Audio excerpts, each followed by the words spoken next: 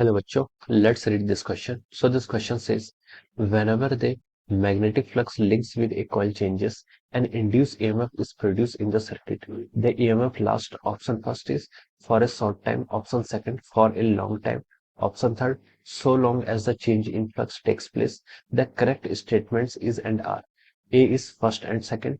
B is second and third. C is first and third. And D is third only. Okay. तो चलिए बच्चों अब हम इस क्वेश्चन को स्टार्ट करते हैं। तो देखिए बच्चों इस क्वेश्चन का की कॉन्सेप्ट आप क्या लिख सकते हैं। The key concept of this question is, इस क्वेश्चन में हमसे बोला है कि जब क्या होता है आपका magnetic flux links with A coil क्या होता है, चेंज होता है।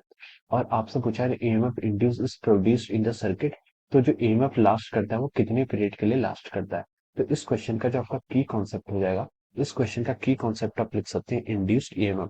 Induced EMF is the key concept of this question. हमें यहाँ पर बताना है कि ईएमएफ इंड्यूस कितना होता है। ओके, अब देखिए इंड्यूस ईएमएफ क्या होता है आपका, जब भी आपका किसी भी सर्कुलर कॉइल या फिर किसी भी कंडक्टर के कारण, अगर कोई कंडक्टर आपका मैग्नेटिक फील्ड पर रखा है और उसमें आपका फ्लक्स चेंज होता है, अगर उससे फ्लक्स चेंज होता है तो उसके कारण क्या होता है आपका ईएमएफ इंड्यूस होता है, जिसको हम लिखते हैं E is equal to minus d phi by d t. Okay, ये आपका क्या होता है, इसमें आपका ईएमएफ क्या होता है, इंड्यूस होता है। D phi by d t आपका चेंज इन फ्लक्स दिखाता है, और change in flux with respect to the time. और माइनस साइन आपका ये डिनोट करता है कि जो आपका फ्लक्स चेंज हुआ है वो ऑलवेज अपोज करता है अपने कॉज का, जिससे प्रोड्यूस है उसका ऑलवेज क्या करता है, अपोज करता है। यानी कि हम ये भी लिख सकते हैं the mod of induce EMF को हम क्या लिख सकते हैं, D phi by d T. ये इसका मॉड हो जाएगा, यानी कि सिर्फ मैग्नीट्यूड वाला पार्ट है।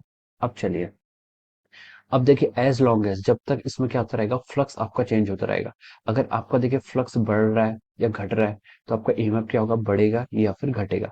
लेकिन जब आपका फ्लक्स कांस्टेंट हो जाएगा तब आपका क्या हो जाता है, जैसे आपका फ्लक्स कांस्टेंट वैसे ही आपका इंड्यूस्ड ईएमएफ कितना हो जाएगा, आपका जीरो के इक्वल हो जाता है। ओके, तो ये आपका हम बता सकते हैं इस कंडीशन से।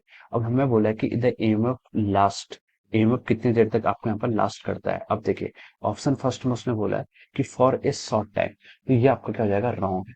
अगर देखिए आपका क्या हो रहा है, कॉइल से फ्लक्स चेंज होता रहेगा, अगर कंटिन्यूअसली चेंज होता रहेगा, जैसे आपका एसी जनरेटर में होता है। एसी जनरेटर में क्या होता है, आपका मैग्नेटिक फील्ड और एरिया वेक्टर के बीच का जो नॉर्मल वेक्टर होता है वो क्या करता है, उनके बीच का जो एंगल होता है वो कंटिन्यूअसली वेरी करता रहता है। तो ईएमएफ आपका क्या होता है, बनता रहता है। ठीक है, तो फॉर ए शॉर्ट टाइम ये आपका रॉन्ग हो जाएगा।